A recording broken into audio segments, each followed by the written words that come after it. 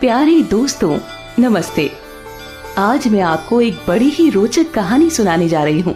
एक गांव में किशोरी लाल नाम का एक आलसी ब्राह्मण अपनी पत्नी कलावती के साथ रहता था। किशोरी लाल आलसी तो था ही, पर वो भगवान शंकर का परम भक्त भी था। वे सुबह शाम शंकर जी की पूजा करता और भगवान शंकर का नाम जपता रहता था। किशोरी लाल रोज यही दो काम करता था। बाकी समय अपनी आलसीपन की वजह से वो घर में ही सोया रहता था। इसी वजह से किशोरी लाल और उसकी पत्नी के बीच आए दिन अनबन होती रहती थी। सुनते हो जी, आज जल्दी से खाना खाकर खेत चले जाओ, आज फसल काटनी है। और हाँ, खेत से आते हुए सरसों का साग भी लेते हुए आना। घर में सब्जी बनाने को कुछ भी नहीं है, आते हुए भूल मत जाना, नहीं तो आज खाना नहीं बनेगा, मैं पहले से ही बोल रही हूँ। पत्नी ऐसा बोल ही रही थी कि किशोरी लाल अपनी पत्नी की बातों को नजरअंदाज करके बिस्तर पर सोने चला जाता है।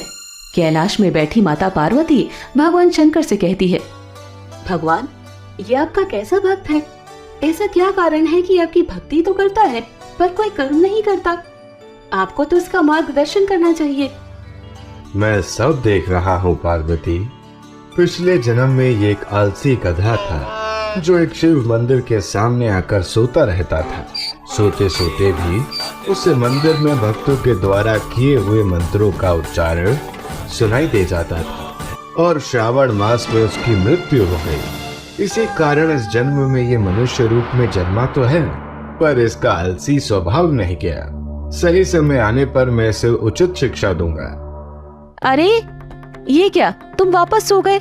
उठो जल्दी और खेत में जाओ, आज फसल काटने जाना है।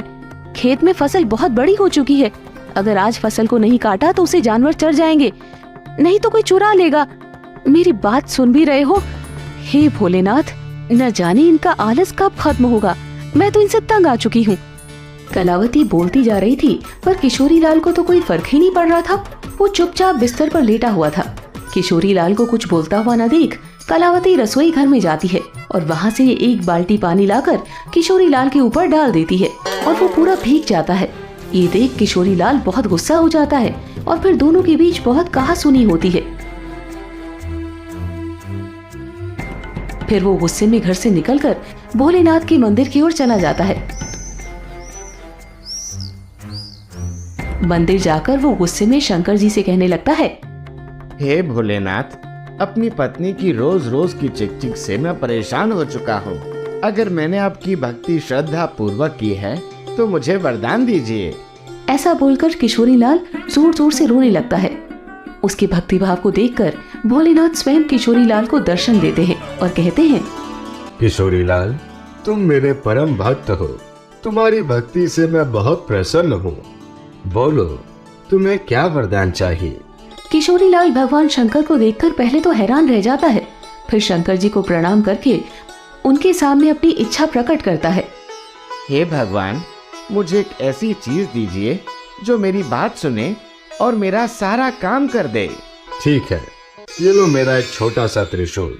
इस त्रिशूल को तुम जिस चीज पर भी रखोगे वो अपना काम खुद ही करने लग जाएगा और काम खत्म करने के बाद ही रुकेगा।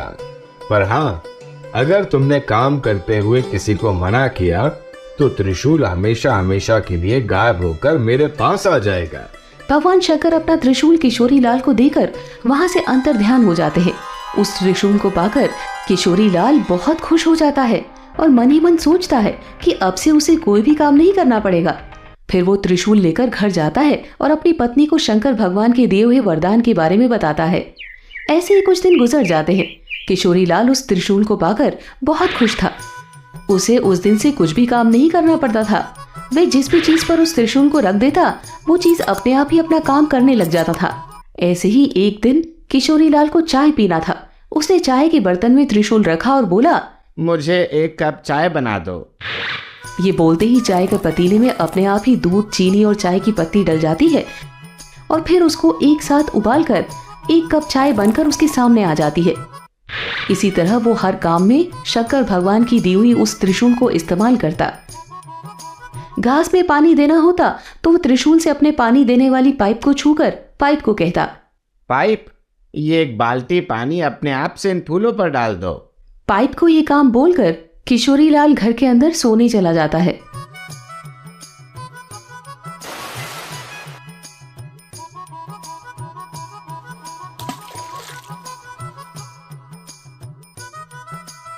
और उसके सोते ही लाइट चली जाती है।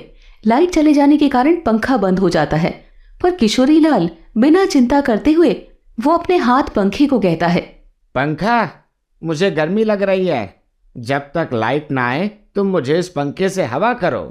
किशोरी लाल के कहे अनुसार हाथ पंखा बिना देर किए हवा करने लग जाता है और जैसी लाइट आती है तो हाथ पंखा बंद हो जाता है। इस तरह वो अपने हाथ से बिना कुछ काम किए बड़ी आसानी से सारे काम को कर लेता है। फिर एक दिन किशोरी लाल को भूख लगी और अच्छे अच्छे पकवान खाने का मन किया तो खाना खाने बैठा। किशोरी लाल मन में ही बोलने लगा, कैसा होता अगर खाना भी अपने आप ही मुंह में आ जाए, मुझे हाथ का भी इस्तेमाल ना करना पड़े और मैं आसानी से खाना भी खा लूंगा। ये सोचकर वो खाली प्लेट पर त्रिशूल रखकर बोला, अच्छे अच्छे पकवान मेरे मुंह में अपने आप आ जाओ। ऐसा कहते ही प्लेट से तरह तरह के पकवान निकलकर किशोरी लाल के मुंह में जाने लगे। तरह तरह की मिठाई, नए नए स्वाद पकवान और बिना रुके अपने आप ही उसके मुंह में जाने लगे और वो बड़े मजे से उन्हें खाकर आनंद ले रहा था।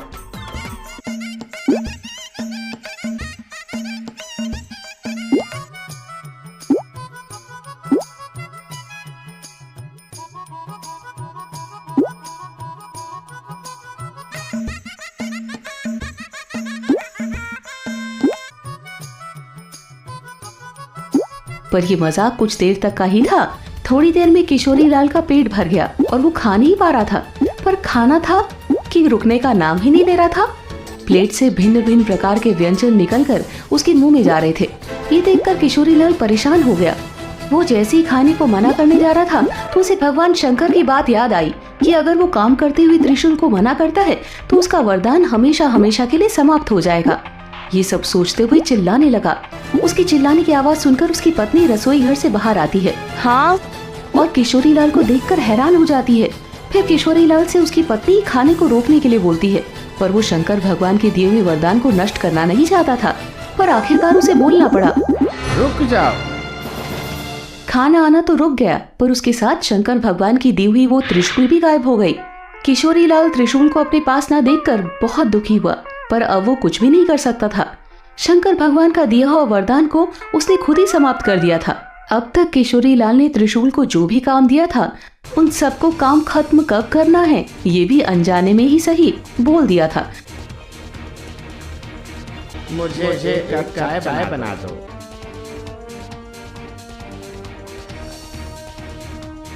पाइप ये पानी अपने आप से फूलों पर डाल दो।